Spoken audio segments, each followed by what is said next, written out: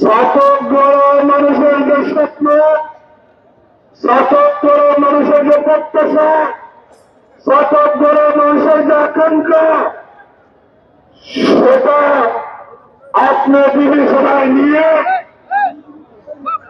আপনি মনোনয়ন পরিবর্তনের জন্য আপনার কাছে শতক গড় বাজারবাসীর কাছে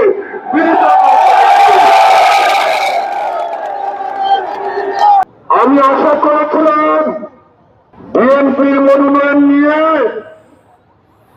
আগামী 26 সালে নির্বাচন করব। কিছুদিন আগে বিএনপি প্রাথমিক মনোনয়ন নাম ঘোষণা করেছে। সেই নামে, সেই ঘোষণায় আমার নাম না থাকায়